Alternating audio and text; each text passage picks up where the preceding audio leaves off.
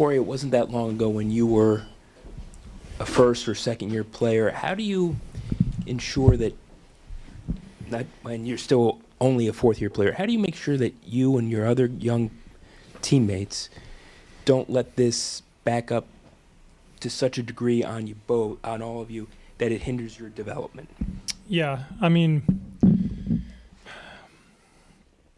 when you're in our position, organizationally and also in this current part of the season, this kind of the stuff that we're going through really tests you mentally and physically and emotionally, and you have to keep reminding yourself that the really good players and the great ones in this league and even in life, like, don't run away from hard times. You run to them, and hard times like this that we're in is what develops, strong character and helps you, move forward. Like, I am a fourth year player. I consider myself to still be young, but I have been through a lot of stuff in the league, and I've seen a lot of things, and I've been through a lot with this organization.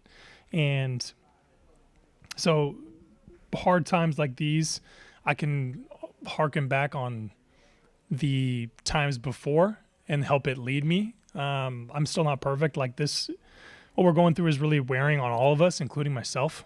But I have the luxury of experience, and I have the luxury of going through times like this, and it's my responsibility to help people who don't, on our team, who don't have the experience that I do, to stay with it. And it's going to break and it's going to turn, but we don't have necessarily all of the, luxuries of deciding when it will turn. And you have to keep working hard and keep developing and keep pushing until it does.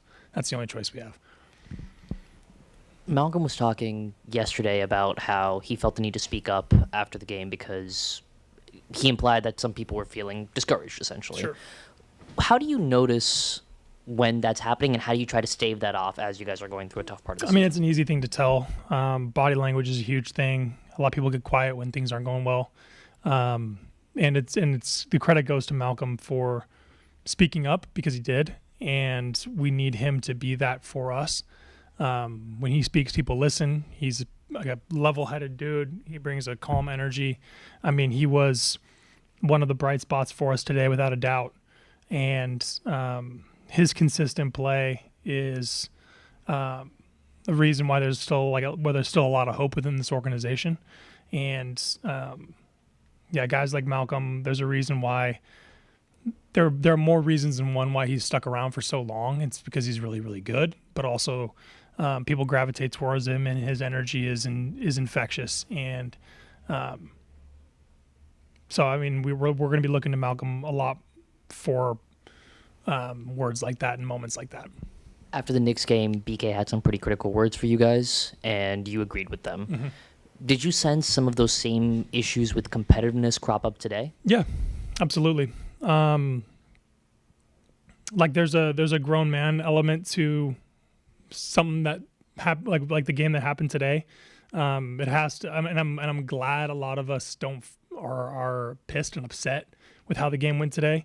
It could be very easy to be in a slide like we're in and feel numb, and that's not the way we feel at all. We have a lot of emotional guys in the locker room, up and down the roster, and so that's the first thing you look for, are guys responding and acting accordingly in the locker room, and when we are. And so I fully expect all of us to continue to compete and to bring an extra level to, our personal level of competitiveness, because getting beat like this does not feel good. And if it feels like anything but horrible to you, then you got to really kind of wonder why you're here.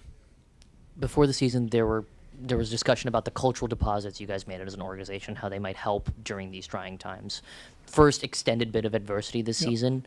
How have you noticed this team react to it differently than previous teams have? Yeah, there's a lot less finger pointing. There's a lot less blame. There's a lot less negativity, and that's the start.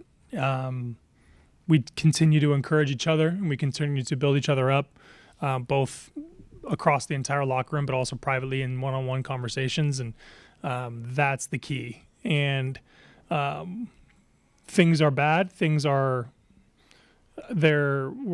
in a big skid and we're struggling, but things aren't toxic. And there's a big difference between the two. You guys shot 24% from three tonight.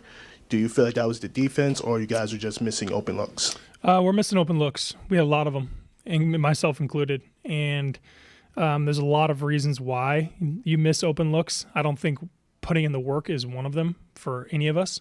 You guys could sit in the gym all day and marvel at how much our team works and how much reps we put in and how much effort we put in.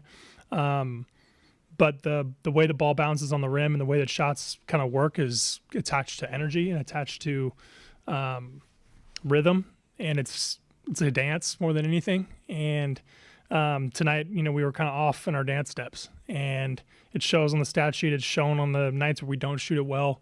And when you're on the floor and you're watching the game, you can kind of feel how stuck things are and how out of rhythm that we can be. And when you are, it takes a really, really special night. And anybody in the league can attest to that. It takes a really special night shooting in the ball to kind of pull you out of that rhythm, or pull you out of that lack of rhythm. And you, as one of the better shooters in the league, what is your mentality going into one of these shooting slumps? How would you feel like you could snap out of it?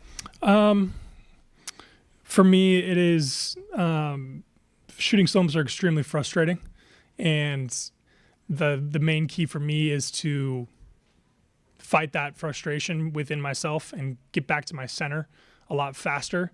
Because if you feel tense and you feel angry on the inside, that energy that you have gets transferred into the ball, and that ball tends to not go in. And so you have to play free.